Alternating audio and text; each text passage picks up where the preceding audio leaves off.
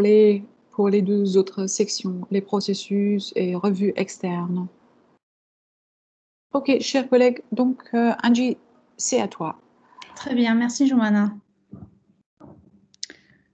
Alors, chers collègues, donc, nous allons parler maintenant d'un instrument financier qui est très important, les obligations vertes ou green bonds.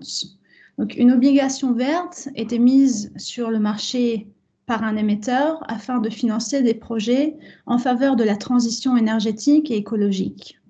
Donc, une obligation verte se distingue d'une obligation classique par l'utilisation des fonds qui sont levés par un émetteur au bénéfice de projets particulièrement d'investissements favorables à la transition énergétique et aussi écologique. Et cela implique très souvent ou toujours, on va dire, un reporting détaillé de la part de l'émetteur sur les investissements réalisés. Donc, le marché des green bonds est né il y a à peu près 10 ans dans un contexte de prise de conscience collective des enjeux environnementaux en vue de réduire les impacts des activités humaines. Donc aujourd'hui, sur le plan international, il existe un large éventail d'émetteurs qui ont déjà recours aux green bonds, comme par exemple des banques de développement multilatérales, des institutions financières, des municipalités, des sociétés de services publics, etc. Donc, mais ce qui nous intéresse, c'est du côté des investisseurs. Donc, du côté des investisseurs, ce qu'on note, c'est une tendance vers la décarbonisation des portefeuilles dans une optique purement financière, c'est-à-dire que dans une optique d'éviter les risques qui sont liés aux investissements, liés aux énergies fossiles, comme par exemple. Et un deuxième aspect, c'est une tendance avec une optique plutôt éthique, dans ce cas-là, vers une allocation des fonds vers des investissements qui sont écologiquement responsables. Alors, du côté des émetteurs, devant cette forte croissance du marché, les acteurs se sont mis à élaborer des espèces de bonnes pratiques en matière de relations investisseurs-émetteurs des obligations vertes. Et aujourd'hui, il existe plusieurs initiatives qui visent à la standardisation de ces obligations. Les plus répandues sont les Green Bonds Principles, ou les principes d'obligations vertes en français, et le Climate Bonds Initiative, le CBI. Les Green Bonds Principles ont été élaborés en 2014 en collaboration entre 4 banques d'investissement.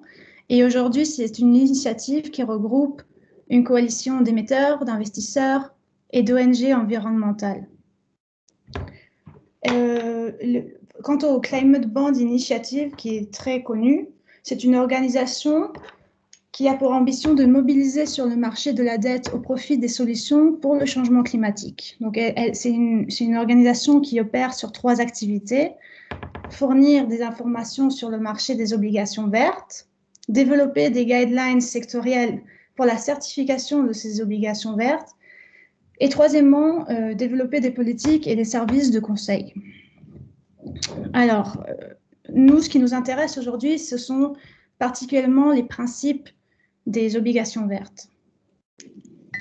Une obligation verte, c'est important à noter qu'elle est utilisée exclusivement pour financer ou refinancer de manière partielle ou de manière totale des projets verts. Ça peut être des projets verts qui sont en cours ou de nouveaux projets. Et ces projets-là doivent respecter 4 principes clés qu'on appelle les principes des obligations vertes. Et ce sont en fait des lignes directrices qui sont d'application totalement volontaire, mais qui visent à promouvoir un cadre homogène d'exigences en matière d'utilisation des fonds, du processus de sélection des projets, de la gestion de ces fonds et de reporting.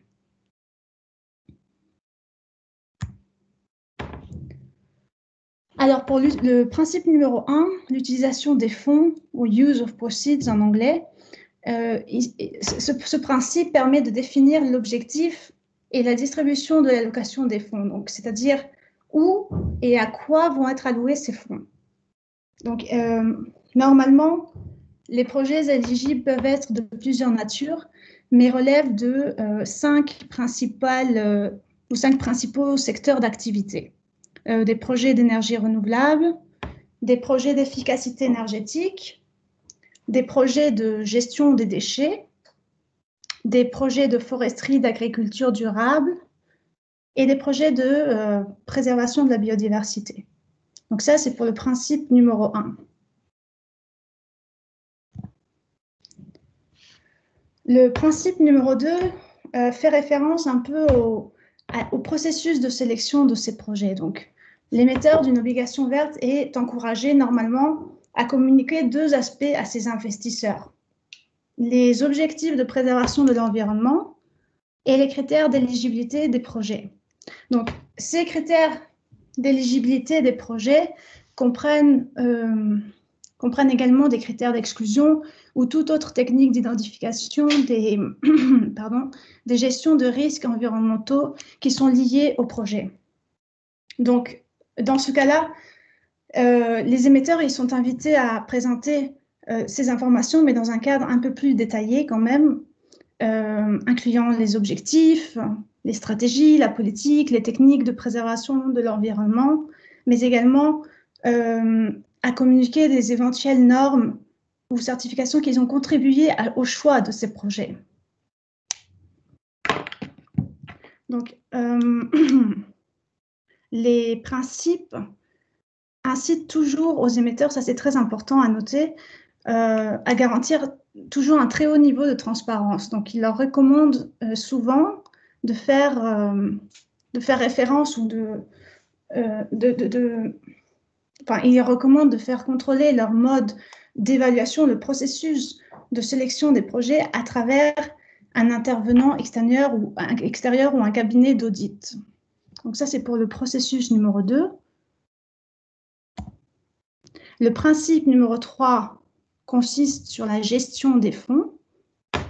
Donc, afin de se rassurer que l'utilisation de ces fonds est conforme aux principes convenus, c'est important que les fonds levés par un émetteur d'une obligation verte, ils doivent être placés dans des comptes très spécifiques. Et c'est important que les émetteurs disposent d'un processus formel et rigoureux de suivi.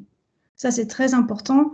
Donc, c'est pourquoi souvent, les principes des green bonds, ils incitent les émetteurs à garantir, une fois de plus, un très haut niveau de transparence, et ils leur recommandent de faire contrôler cette gestion de fonds à travers un cabinet d'audit ou un intervenant extérieur, tout comme pour le principe numéro 2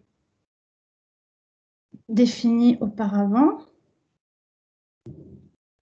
Et troisième principe, il s'agit du reporting. Donc ça, c'est un principe qui est également très important, et il s'agit de préparer et de mettre à disposition une espèce de dossier d'information sur l'utilisation du produit et qui est actualisé chaque année jusqu'à l'allocation totale des fonds. Donc ce rapport, normalement, comporte la liste des projets dans lesquels les fonds ont été investis. Ils comprennent aussi une description de ces projets, les montants concernés, l'impact attendu de ces investissements. Et souvent, il est très important qu'il y ait une transparence dans cette communication, n'est-ce pas? Les Green Bonds recommandent, enfin les Green Bonds Principles, ils recommandent d'utiliser des indicateurs de performance souvent qualitatifs, mais si possible quantitatifs, et ils les encouragent à faire apparaître toutes ces informations dans leur reporting périodique. Donc ça, en gros, sont les 4 principes des Green Bonds. Et là, on va passer au processus d'émission des obligations vertes. Merci, Angie.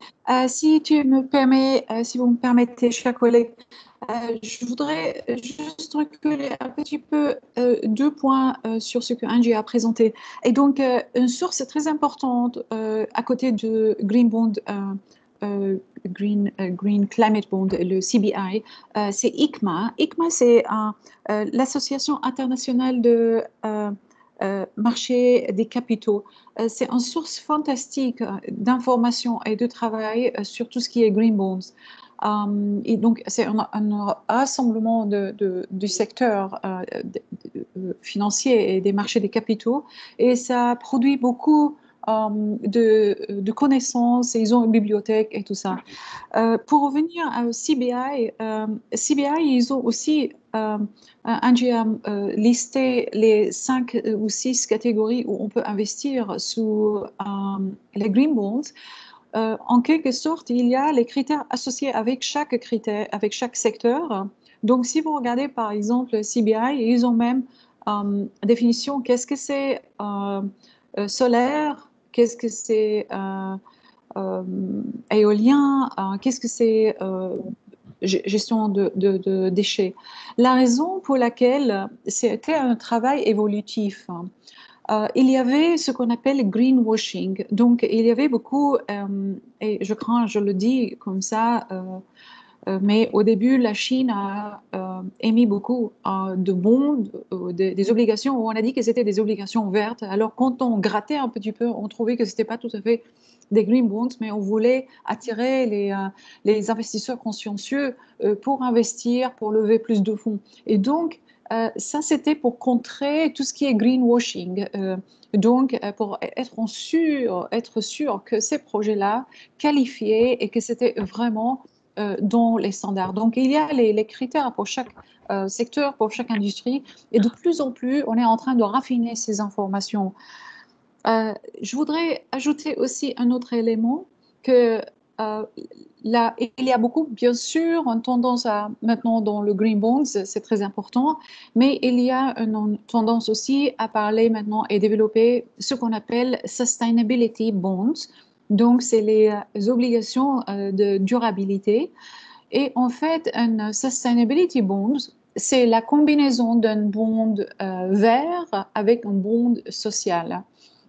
Donc, les obligations sociales, ça couvre 2 secteurs, l'éducation et la santé. Et donc, quand on parle des obligations de durabilité, on parle donc de ces 5 secteurs, gestion de déchets, renouvelables, efficacité énergétique et ainsi de suite, plus éducation, plus santé. La raison pour laquelle il y a tendance à parler plus maintenant, il y a un peu plus de tendance de vouloir investir dans ces bonds-là, parce que c'est en quelque sorte, ça permet à un banque de développer un pipeline de projets considérable. Parfois, on n'a pas assez de volume et de pipeline, de nombre de projets constituant le pipeline qui va être financé par le Green Bonds. Donc, on préfère ajouter les 2 autres secteurs, éducation et santé. Mais l'autre dimension aussi, il y a parfois un sentiment que la barre est très élevée.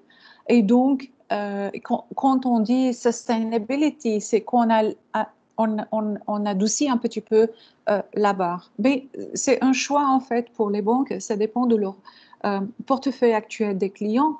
Peut-être ils auront assez de pipeline de projets pour financer sous l'aspect de Green Bonds. Et donc, comme a dit Angie, on avance maintenant pour les processus. Donc, pour préparer une émission des Green Bonds, on a à peu près 6 étapes. On va dire 5 étapes, mais il y a l'étape de préparation qu'on appelle phase 0. C'est très important. Donc, dans ce slide, vous voyez, on a un processus. Et donc, bien sûr, on a mis une projection optimale qu'on peut finaliser ça en 10 semaines. À mon avis, ça prendrait un petit peu, peut-être plus, mais ça dépend toujours de la banque, de son état de préparation, s'il y a un système interne déjà et une structure appropriée pour appuyer cette démarche. Mais vous allez voir que c'est vraiment très accessible et c'est tout à fait logique et pas difficile finalement d'exécuter. Donc, on a mis aussi le calendrier d'exécution. Donc, on a la phase de préparation, comme on a dit. Et puis, phase 1, on prépare un cadre de travail pour les Green Bonds. Donc, framework, Green Bond Framework, donc un cadre de travail pour les obligations vertes. Numéro 2, là, on commence à préparer la documentation. Donc, on prépare le package qu'on va mener montrer aux investisseurs, présenter pour parler du pipeline, de la nature des projets, du fond de l'affaire, n'est-ce pas? La troisième phase, c'est aller faire le marketing, le roadshow, on l'appelle. Donc, un roadshow, c'est un petit peu une présentation aux potentiels investisseurs. Et il y a plusieurs approches ici, vous allez voir. On peut aller très rapidement, très grande échelle, aller au public, ou on peut faire des approches un peu plus ciblées, aller stratégiquement. Et puis, donc, une fois qu'on a aligné, donc, on a un cadre, on a la documentation prête, on a le marketing, on a identifié quelques investisseurs, on a parlé avec les sources potentielles de financement. Et là, on lance les processus et on fait l'exécution. Euh, la dernière phase, c'est vraiment c'est le suivi et c'est le reporting. Mais en principe, l'émission se termine ici à phase 4. On a, comme Angie a indiqué, on a un processus volontaire qu'on peut introduire et qui peut renforcer beaucoup le dossier si vous êtes en train de préparer une émission de Green Bonds. Et donc ça s'appelle External Review. Donc c'est une revue externe où on prépare ce qu'on appelle SPO, non, SOP, Second Opinion Provider. Donc, c'est un fournisseur de deuxième avis. Donc, en quelque sorte, ce qu'on est en train de dire, on a une revue indépendante. Donc, ça ne se fait pas par l'équipe qui prépare l'exécution, qui prépare la documentation, mais par un tiers parti qui est neutre pour se rassurer que les choses vont en conformité avec les standards, les 4 piliers des obligations vertes. Et donc, ce serait bien de les impliquer au début, au moment où on est en train de préparer le cadre de travail. Et puis, à la fin, vers la fin, c'est très important qu'ils participent dans le reporting. Donc, s'ils peuvent chaque année produire un rapport qui serait publié sur le site web de la banque même, émetteur, ou bien dans d'autres sites web qui sont appropriés comme ICMA ou peut-être l'association des banques tunisiennes. Donc là où il y a beaucoup de trafic de public qui peut regarder parce que c'est très important cette divulgation et ça intrigue ça déclenche beaucoup de mouvements de marché et transformation. Tout le monde suit la même chose et puis on établit des standards. Donc là, on va parler un petit peu des étapes une par une pour vous dire qu'est-ce que ça fait. Donc, dans la phase de préparation, ça veut dire c'est vraiment aujourd'hui, vous et moi, on est assis ensemble et on est en train de réfléchir à comment commencer pour préparer un premier Green Bond pour la Tunisie. Donc, ce qu'on fait, c'est toujours dans le contexte de votre banque. Donc, réfléchissez un peu à votre institution, son portefeuille, ses clients, sa manière de mener le travail et de gérer les risques, et incluant les risques climatiques et ESG. Donc, en premier lieu, se rassurer que le Green Bond correspond à un profil global de la durabilité de l'entreprise ou de la banque. Donc, ça serait très important que ce soit qu'il y ait une cohérence entre ce que vous allez préparer comme cadre et le profil de la banque. Donc, si la banque, par exemple, l'institution financière est connue pour investir dans tout ce qui est fossile ou du pétrole, les opérations conventionnelles, ou dans l'industrie minière où on ne respecte pas beaucoup les standards et les normes, et que dans le profil, dans la préparation, on essaye de dire ah oui, notre banque est fantastique, elle a toujours travaillé, était sensible à la question climatique, alors on serait attaqué tout de suite en disant que non, c'est pas vrai, vous avez investi dans ci et ci et ça. Et donc, vous voyez, c'est pas une décision légère quand on décide de faire un green bond.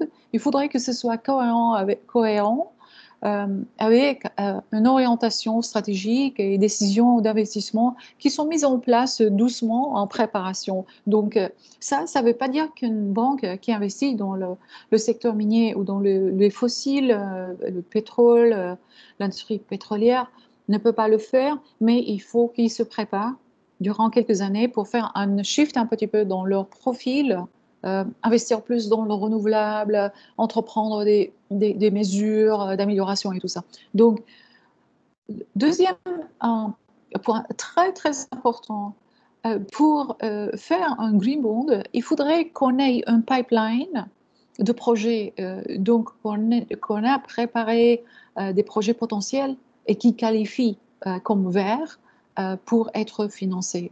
Ça va être demandé et ça va être vérifié aussi. Donc, si on est en train de regarder un green bond issue de à peu près 50 millions, il faudrait que la somme des projets individuels correspond à 50 millions et il faut que chaque projet soit cohérent et soit conforme avec la définition verte de ce secteur en particulier ou cette technologie.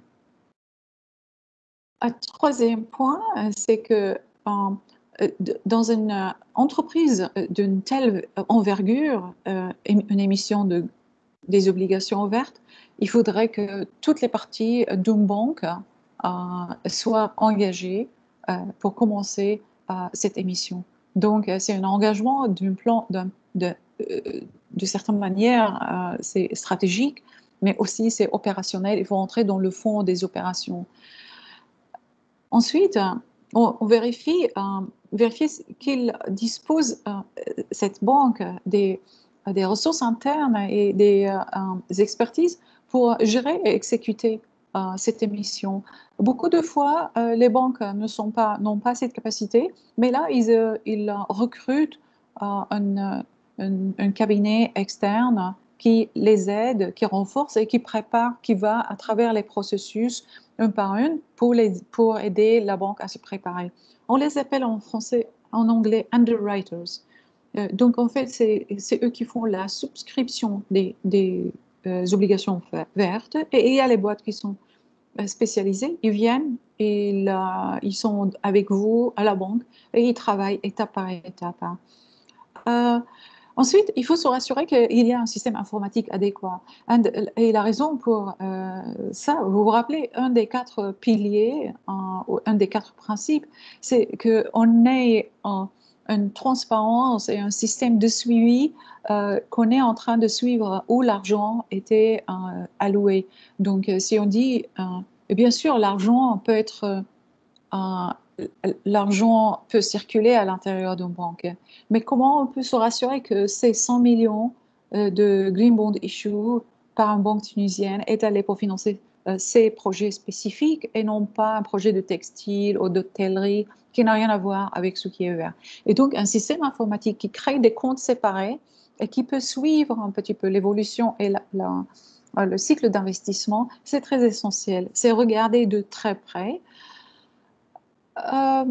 Là aussi, chaque banque, ça dépend la taille de la banque, la taille de sa portefeuille, qui sont les financiers, qui sont les investisseurs, les actionnaires dans cette banque. Il faudrait regarder la stratégie marketing que la banque envisage entreprendre. Donc, si la banque est financée traditionnellement par des investisseurs spécifiques, bon, ça peut être partie de la stratégie, que la première étape, on va chez nos investisseurs stratégiques avec qui on fait affaire tout le temps. Deuxième endroit, peut-être il faut aller au Luxembourg parce que c'est pas loin de la Tunisie et il y a une très bonne place financière qui travaille beaucoup sur Green Bond maintenant. Et puis Londres, c'est très bien pour tout ce qui est Green Bond et Bond en général. Donc il faudrait faire un plan. Et puis il faut cibler les investisseurs ESG parce qu'il y a toute une catégorie des investisseurs maintenant et des fonds publics qui sont seulement intéressés à mettre l'argent dans ce genre de projet. Et ils ont des orientations parfois sectorielles, mais parfois ils ont des intérêts par région aussi. Donc ils disent, moi je voudrais l'Afrique du Nord par exemple, ou je voudrais l'Europe de l'Est. Donc ça dépend. Puis,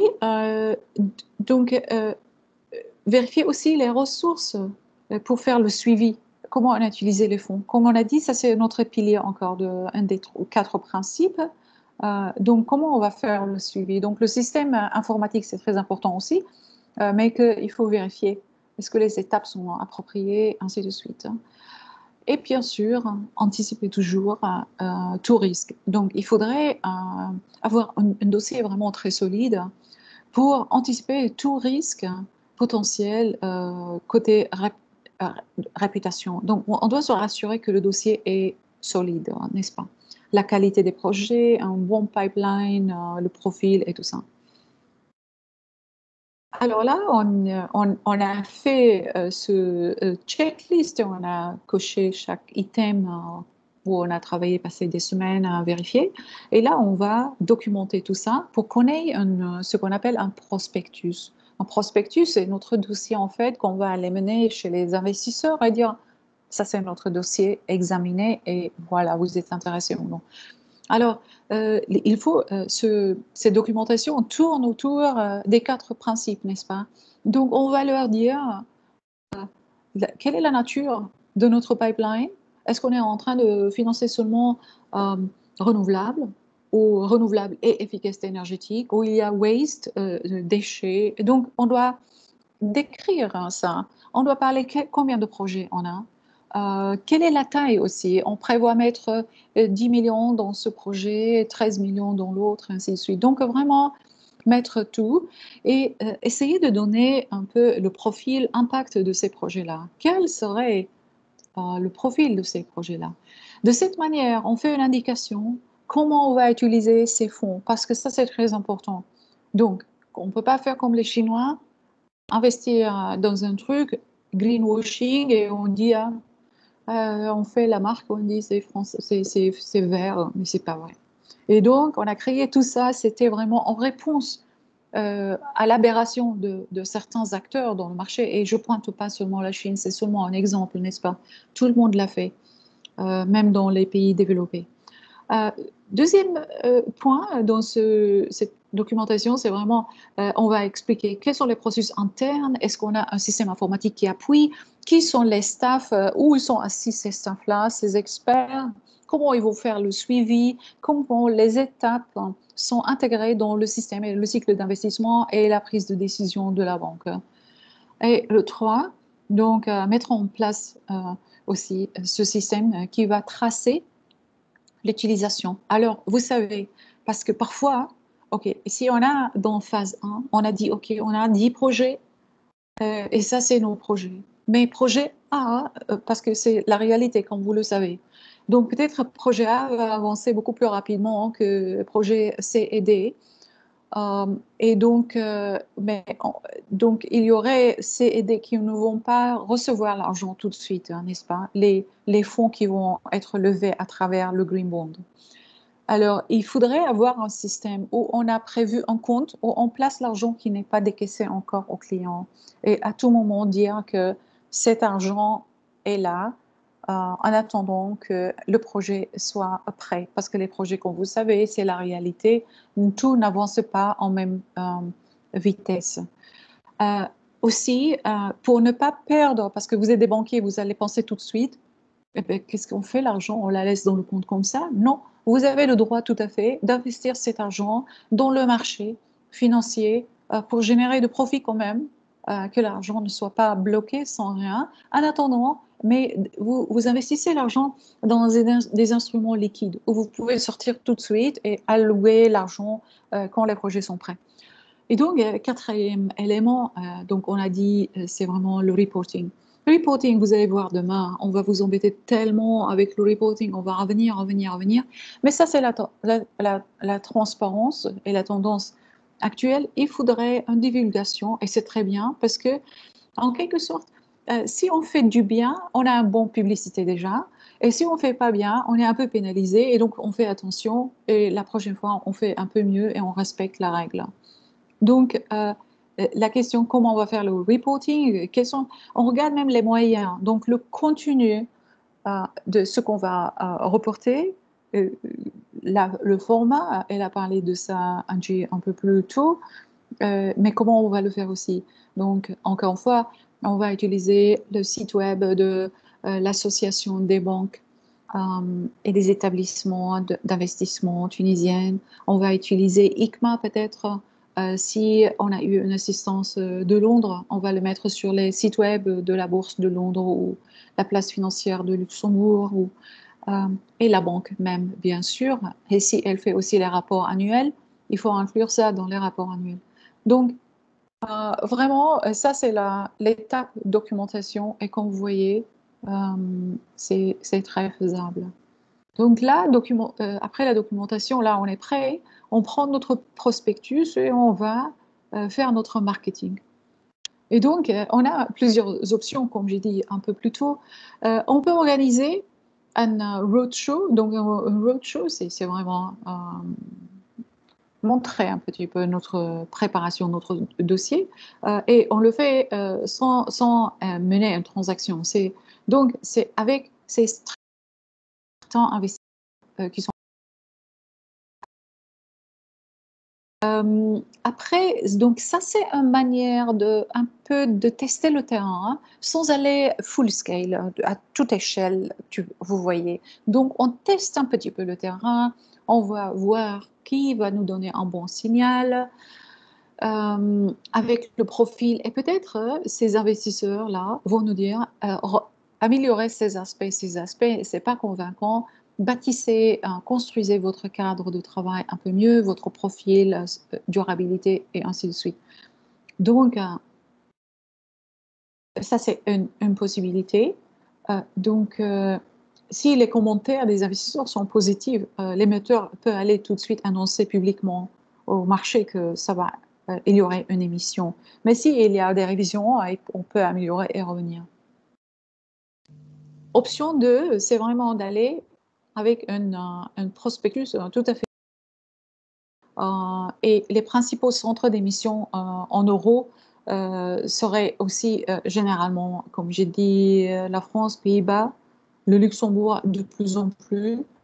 Le Luxembourg même donne des incitations financières maintenant et beaucoup d'assistance technique.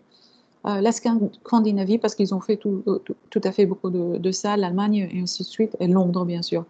On verra après Brexit comment ça va se passer, mais pour le moment, Londres reste là. Donc, ce roadshow peut être prendre une semaine ou un peu plus. Et là, les émetteurs devraient avoir une équipe avec eux pour aller parler. Donc, ce seraient les gens du Trésor et tout ça. Donc, j'ai une question très rapide. On me demande comment expliquer qu'est-ce que c'est le roadshow. Excusez-moi juste rapidement pour voir toute la question. OK. Alors, un roadshow sans action, ça va être terrain. Donc, il n'y aura pas de transaction tout de suite. On ne va pas pour avoir on teste le terrain avant d'aller public. Mais une fois on est allé public, ça veut dire on est prêt à signer et c'est formel. Là. La troisième option, donc, on va à un appel global, on l'appelle Global Call, et donc auquel les investisseurs pourraient être invités à se joindre et des documents en ligne peut être fournis et la direction de la banque pourrait à nouveau couvrir la mise à jour sur le crédit et la durabilité, donc faire une mise à jour continue des informations. Donc, une fois qu'il a été décidé comment aller, quelle option on prend, ce qu'on a parlé, second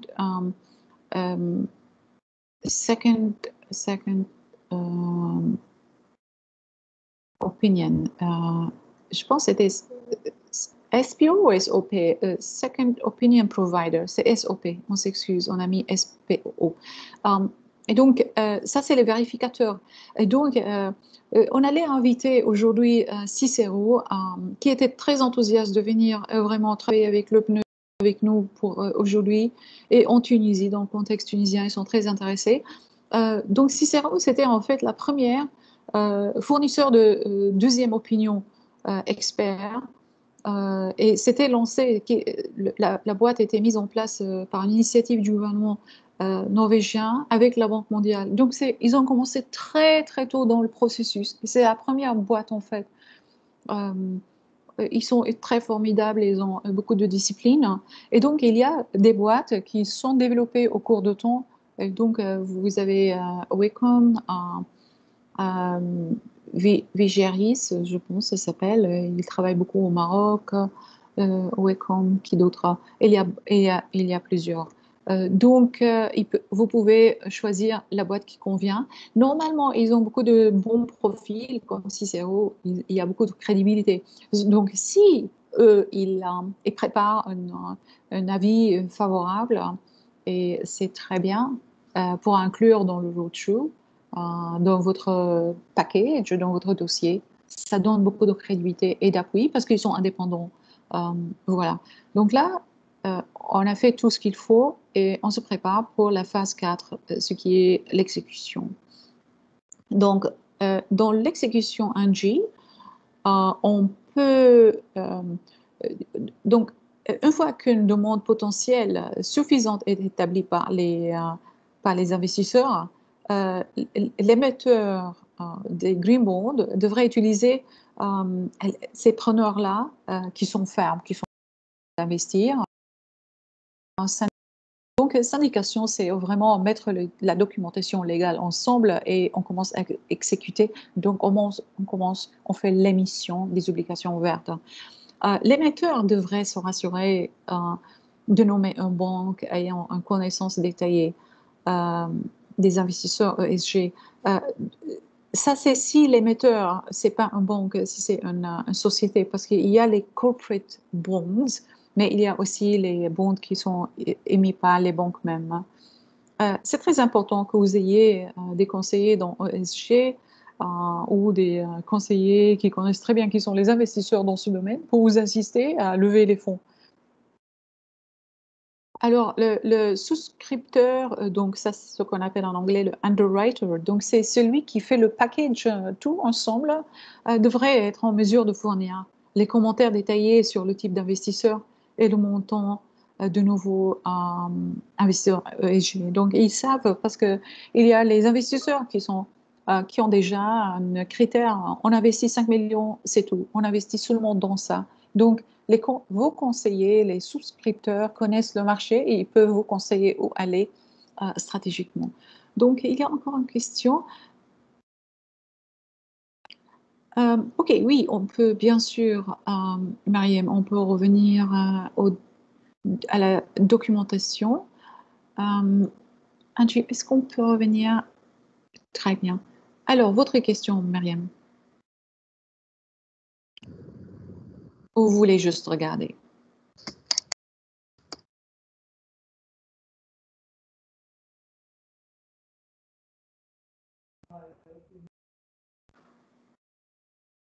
Allô? Oui, Mariam, on vous écoute. Oui, juste par rapport aux diapos, voilà, donc qu'est-ce qu'il y a en général par rapport à la documentation pour ce processus? Donc, la documentation n'est pas tout à fait compliquée parce que vous vous rappelez, on avait dans la phase de préparation, numéro un, on a préparé le profil. Donc, avec le profil de la banque. Donc, si la banque avait fait beaucoup déjà des investissements déjà dans le domaine, que la banque n'a pas investi dans des exclusion list secteurs, des secteurs qui sont exclus dans beaucoup de equator banks ou les normes de performance de la SFI et tout ça. Donc, ça fait partie de la documentation. Angie, on peut aller à la documentation, s'il vous plaît? Excusez-moi, mais ça marche pas de chez moi. Donc ça fait partie de la documentation qu'on prépare. La documentation doit tenir en compte du pipeline des projets, comme on a dit. Quel est le pipeline? Quels sont les projets? On investit dans quoi? Combien les montants? Si on peut donner des indications spécifiques, par exemple, oui, on anticipe en réduction de CO2 en tant que si c'est par exemple efficacité énergétique aussi, tout ça. Donc il faut reporter sur l'impact. si l'émetteur possède déjà une plateforme d'émission tel qu'un programme MTN. Un programme MTN, c'est un programme spécialisé en fait qu'on utilise pour ce genre de travail. Donc c'est un système bancaire. Il peut donc la banque utiliser ça pour émettre les obligations ouvertes. En fait, ça, quand on va publiquement, n'est-ce pas, il faut mettre ça sur une plateforme. Donc ça, il faut décrire ça aussi. Si on a ça à l'interne, on doit utiliser une source externe. Si la banque n'a pas donc une plateforme, comme on l'a dit, privée, on peut toujours avoir un document complètement autonome qui serait émis et publié. Cela prendrait plus de temps, bien sûr, mais je pense que les souscripteurs peuvent beaucoup assister dans ce domaine-là parce qu'ils ont les systèmes aussi sur place et les contacts. Il faut une équipe juridique, ça va de soi, n'est-ce pas? Donc, normalement, c'est in-house, chaque banque a son équipe. Si l'équipe juridique n'est pas familière avec ces processus, il faut absolument aussi faire appel à un avocat qui connaît très bien les green bonds. Donc, vous vous rappelez, quand on a fait la présentation un peu plus tôt, on a regardé si la banque a les sources internes nécessaires. Donc, il faut évaluer étape par étape si on a tout ce qu'il faut pour le faire de manière indépendante. Donc, si on peut... Est-ce que j'ai répondu à votre question, Mariam? Merci C'est beaucoup. bon? Avec plaisir. Donc, je pense qu'on revient à l'exécution, ou je pense peut-être qu'on a fini ça même. Alors, oui, on a fini ça. Donc, là, on est à l'étape reporting. Donc, là, on a émis en fait notre obligation ouverte. Le reporting, ça se passe sur une base annuelle. Donc, après l'émission, l'émetteur devrait prendre ces mesures nécessaires pour reporter sur les 4 domaines. Donc, comment on a utilisé les fonds, si on les a utilisés comme on a promis dans ces domaines-là. Donc, on reporte. Donc, dans cette partie de reporting, comme vous vous rappelez, on a dit que les projets n'avanceront pas tous dans la même vitesse. Donc, il faut dire, projet AB a passé, on a décaissé déjà 35 millions à ces 2 projets-là. Il nous reste dans le fonds autour de 40 millions pour 3 autres projets. Ils sont en processus. La projection qui vont commis à telle et telle date. Cependant, ces 40 ou 45 millions sont placés dans un compte d'investissement où le compte est très liquide, on peut les convertir à tout moment pour appuyer les projets quantitatifs. Donc, reporter sur l'image aujourd'hui, le paysage aujourd'hui de cette émission et le pipeline de projet. Le rapport post-émission c'est un des 4 piliers, on a dit, n'est-ce pas, des 4 principes de Green Bonds. C'est très, très nécessaire et plus de crédibilité, plus de transparence. On établit une bonne réputation. Et deuxième émission, là, on aurait plus encore d'investisseurs. Les investisseurs font normalement des rapports pour évaluer l'adéquation aussi de l'obligation avec leur mandat et leur portefeuille. Le reporting est aussi l'occasion pour s'engager avec les détenteurs des obligations, mais aussi avec de futurs investisseurs. Donc, comme j'ai dit, le reporting, c'est l'occasion de se positionner pour de futures émissions. On établit de nouveaux rapports et on établit notre crédibilité. Les prochaines émissions sont beaucoup plus faciles et on a des investisseurs fixes qui reviennent souvent. Donc, il faut parler beaucoup de l'impact positif de ces projets-là, prendre la peine, le temps d'élaborer, dire quel est l'impact vraiment, et toujours en conformité avec ce qu'on apprend, regarder ICMA, CBI et ainsi de suite. Donc là, on a couvert le reporting. Prochaine slide, s'il vous plaît, Angie. Donc, ça, c'est un petit peu en récapitulation. Donc, la fréquence de reporting, c'est annuel. Disponibilité des rapports, ça doit être très facile et disponible donc sur le site web. Il y a des gens qui impriment toujours des rapports. Vous pouvez le faire si c'est la pratique dans le pays, mais tout le monde regarde l'Internet maintenant. La localisation des rapports, donc où on les met. Les rapports et comptes annuels, rapports annuels sur la durabilité, sections distinctes. Donc, mettez ça en évidence. Que ce soit clair, que ce ne soit pas enterré sous plein d'autres aspects. Donc, si vous avez la page principale de votre banque, mettez quelque part durabilité et sous durabilité, et puis annoncez les grandes nouvelles en affiche qui passe, on a émis une émission verte. Donc, c'est une accessibilité, mais en même temps la promotion pour la banque. Période de reporting, comme on a dit, c'est jusqu'à l'allocation totale soit complétée, donc jusqu'au moment où on a utilisé tous les fonds. L'information à inclure, comme on l'a dit, c'est vraiment obligatoire, les grandes catégories, donc dans quoi on a investi, renouvelable, efficacité, gestion de déchets, les pourcentages qu'on a alloués, donc en montant et pourcentage, ça représente 13% des fonds et c'est 15 millions. Il est recommandé, voilà, la liste des projets, les actifs qui ne sont pas confidentiels, parce que quand c'est le secteur privé, parfois, on a réticence à dévoiler tout ce qui est dedans. Mais donc, ça, c'est bien compris et bien apprécié par le marché, mais on peut parler d'impact des projets et tout ça. Et puis, information sur la location, comme on a dit toujours, les montants et les pourcentages. Et version externe, c'est recommandé, c'est volontaire, c'est pas obligatoire, mais fortement recommandé. Donc, ça, c'est un peu récapituler le reporting.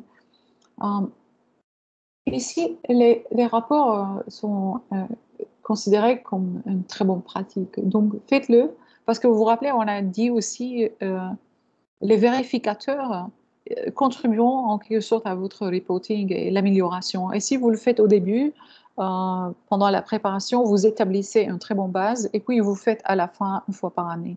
Ça alimente un petit peu votre reporting aussi.